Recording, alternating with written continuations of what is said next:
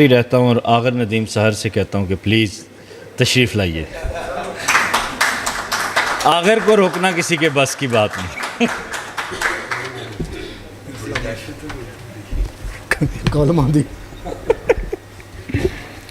بسم اللہ الرحمن الرحیم. سب سے پہلے تو میں وقاص عزیز کا شکر گزار ہوں کہ انہوں نے اتنی اعلیٰ محفل اور بابرکت محفل میں مجھے بلایا، جس کی صدارت شہزاد نیّر فرما رہے ہیں. شہزاد بھائی اردو نظم کے حوالے سے ہمارے ہاں ایک بذات خود ایک معتبر حوالہ ہیں، اور ان کے سامنے نظم پر گفتگو کرنا بھی بڑا مشکل ہے.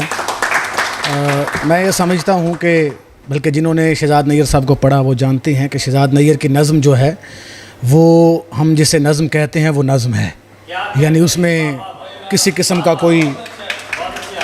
قسم کی فارمیلٹی نہیں ہے اس نظم کے اندر. اور خاص کر کے برفاب کی جو نظمیں ہیں انہوں نے ہمیشہ متاثر کیا. تو میں شب یلدا کی طرف آتا ہوں. بہت ساری باتیں ہمارے دوستوں نے کی، بلکہ جو باتیں کی کئی باتیں تو میں یہاں داخل ہوتے ہی میں نے سب سے پہلے وقاص عزیز سے کہا کہ آپ نے کتاب کا پیش لفظ پڑھا. تو پہلا سوال یہی تھا جو پہلے بھی ہم دہرا چکے کہ ہم جو بھی دوست کتاب پڑھنے والے ہیں وہ کتاب خریدنے کے بعد جو پہلا کام کرتے ہیں وہ پیش لفظ کا کرتے ہیں. اور حقیقت میں پہلے پڑھنا بھی پیش لفظ چاہیے. اس کی وجہ یہ ہوتی ہے کہ آپ یہ جان سکیں کہ جو تخلیق کار ہے وہ کیا کہنا چاہ رہا ہے، کیونکہ وہ آپ کی پوری نظموں کا، پوری کتاب کا ایک خلاصہ ہوتا ہے. تو آپ کی شاعری جو ہے اگرچہ بہت اچھی شاعری، جس کے اندر سماجی شعور بھی ہے، جس کے اندر عصری تقاضے بھی تمام پورے کیے گئے، جس کے اندر محبت بھی ہے، رومانس بھی ہے، ہر طرح کی ایک ملٹیپل لہجہ جو ہے وہ ہماری ان کی شاعری میں جو ہے وہ موجود ہے. لیکن وہی بات کہ جب آپ یہ کہہ رہی ہیں کہ میں الہام کی بجائے آورت پر یقین رکھتی ہوں، تو پھر یہ لگتا ہے کہ آپ نے نظمیں تخلیق کرنے کے بجائے آپ نے کوئی مکان تعمیر کیا ہے. جب آپ نے کہا کہ میں باقاعدہ اس کی تراش خراش کرتی ہوں اور بیٹھتی ہوں، تو نظم جو ہے یہ کہ نظم ہو یا غزل، یہ حقیقت میں ایک الہامی رویہ ہے، اس سے ہمیں انکار نہیں کرنا چاہیے. اور الہام جو ہے وہ ہی آپ کو بذات خود ایک بڑا تخلیق کار بناتا ہے. دوسری بات، سب سے پہلے میں یہ تھوڑا سا دو چار چیزیں جو مجھے لگی وہ پھر میں آگے دوسری بات کرتا ہوں. دوسرا، بہت جگہوں پر یہ مجھے محسوس ہوا کہ نظم کے اندر جو ہے جو تراکیب استعمال کی گئی ہیں وہ مطلب آپ یوں سمجھیں کہ ترکیب کی بنیادی ڈیفینیشن سے ہی ہٹ جاتی ہیں. وہ بہت زیادہ، کیونکہ 8-10 جگہ پر ایسا محسوس ہوا کہ یہاں تو یہ بن نہیں سکتا جو بنایا گیا ہے. دوسرا، جہاں تک مطالعے کا سوال ہے، میں ایک بات عرض کر دوں، بلکہ میں نے لکھا اس کے کتاب پہ بہت کچھ لکھا کہ نظم کے مخالفین کون کون سے ہیں، اس کے حمایت میں لکھنے والے کون کون سے ہیں، پھر اس کے اوپر سب کی ڈیفینیشنز کیا ہیں. مجھے جب انہوں نے کتاب مجھے کل رات پہنچی، حالانکہ 4 دن سے میں کتاب کا انتظار کروں، لیکن کل پہنچی، اور میں نے اس سے پہلے نثری نظم پر فخر الحق نوری صاحب کی کتاب پوری نثری نظم پڑھی، اس کے علاوہ مختلف لوگوں کی آراء پڑھی، یعنی کہ میں 2-3 کتابیں نثری نظم پر پڑھ چکا، صرف اس لیے کہ تاکہ میں اس پر گفتگو کچھ کر سکوں تھوڑی بہت.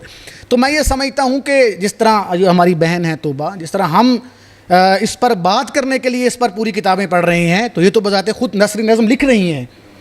مجھے بات کرنے کے لیے اگر 5 کتابیں پڑھنی پڑ رہی ہیں اور پھر بھی میں مطمئن نہیں ہوا. میں چاہ رہا تھا کہ میں باقاعدہ مضمون لکھتا اور اس پہ 3-4 صفحے کا آرٹیکل لکھ کے لیکن میں چونکہ طبیعت بھی خراب، پھر کتاب لیٹ ملی، تو جب مجھے ایک قاری کو پڑھنے کے لیے اتنی تگ و دو کرنی پڑ رہی ہے، تو جو نثری نظم میں سارا شگفتہ تک جانا چاہ رہی ہیں، فہمیدہ ریاض کے خواب دیکھتی ہیں، نصیر انجم بھٹی کی بات کرتی، جتنے بھی ہمارے دیگر نثری نظم لکھنے والیاں ہیں یا والے ہیں، تو پھر میرا خیال سے کہ وہ دوڑ میں شامل ہونے کے لیے بیساکھیوں کا سہارا نہیں چاہیے، خاص کر کے نظم کی دوڑ میں شامل ہونے کے لیے. تو کچھ نظموں پہ میں نے نشان بھی لگوائے. مثلا میں یہ سمجھتا ہوں کہ ان کے اندر، جس طرح وقاص نے بات کی کہ ان کے اندر جو ایک باغیانہ لہجہ ہے وہ بڑا کمال ہے. یعنی انہوں نے خاتون ہونے کا ایج نہیں لیا شاعری میں، نسائی آواز بنا کر اپنے آپ کو مظلوم اور معصوم ثابت نہیں کیا حقیقت میں.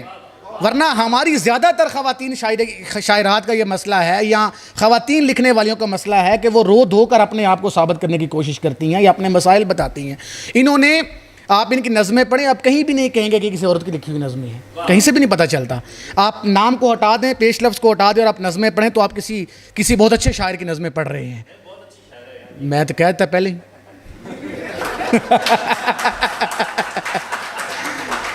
تو میں نے کب انکار کیا کہ بہت اچھی شاعرہ نہیں ہے؟ میں نے تو پہلے ذکر کیا کہ ان کی شاعری کے اندر وہ تمام جو پہلو ہیں اچھی نظم کے، اچھی شاعرہ کے، وہ موجود ہیں اس میں کہیں ایک جو جیسے میں جب پہلے بیٹھا ہوں آیا، میں سب سے پہلے میرے خیال سے اس کے بعد افتخار صاحب آئے ہیں، تو ہم یہی بات کر رہے تھے کہ یار الہام جو ہے یہ بذات خود اس کو ہمیں یقین کرنا ہے. اور دوسری بات یہ کہ کوئی بھی صنف ہو، میں تو ایک ادب کا ادنا سا قاری ہوں، جب تک آپ اپنی صنف کے حوالے سے اس کی پوری روایت سے واقف نہیں ہوتے آپ اس جگہ تک جا ہی نہیں سکتے. میں 74 کے بعد جو نثری نظم کو لکھنے کے مخالفین تھے، جن میں فیض صاحب بھی تھے، سلیم اختر، احسان دانش، وزیر آغا، مرزا ادیب، اشفاق احمد، رفیع الدین ہاشمی، ذوالفقار تابش، یہ بڑے بڑے نام ہیں یہ 74 کے بعد یا پہلے یہ نثری نظم کے خلاف تھے.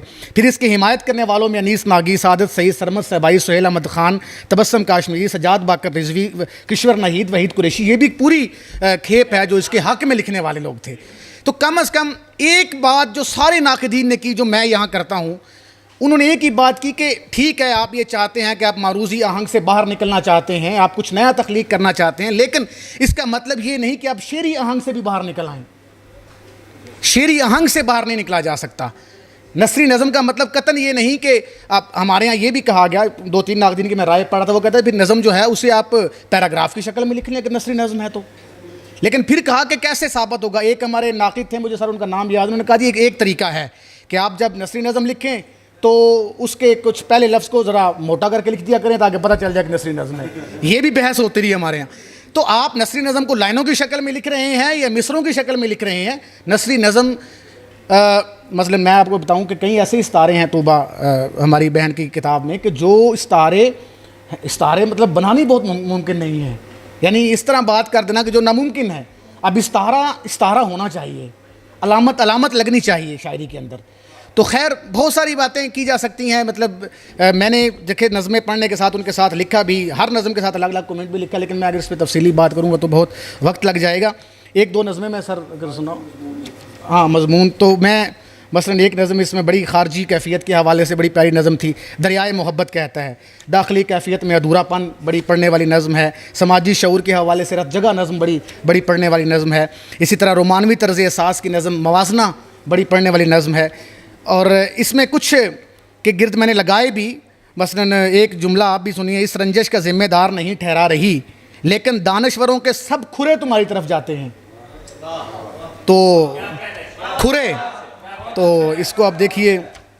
اور کئی جگہوں پر نشان لگائے ہیں، لیکن بہرحال میں ایک ان کی نظم ہے میں مر جاؤں گی، یہ بڑی اچھی نظم ہے، اپنے اندرونی مزاج کو تقسیم کرنے کے حوالے سے بڑی نظم ہے. لیکن ہمارا مجموعی طور پر میں ان کو مبارکباد پیش کرتا ہوں اور میں گزارش کرتا ہوں کہ یہ ہماری نثری نظم کی روایت کو بھی پڑھیں اور اس کے ساتھ ساتھ جو ہے وہ نثری شاعرات کو جو ہے یا شاعروں کو ضرور مطالعہ کریں.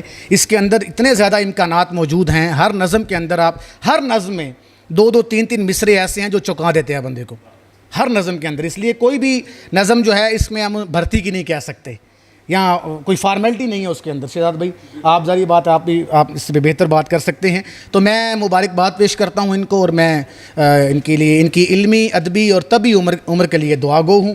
یہ اسی طرح مزید پڑھتی رہیں اور لکھتی رہیں. بہت شکریہ.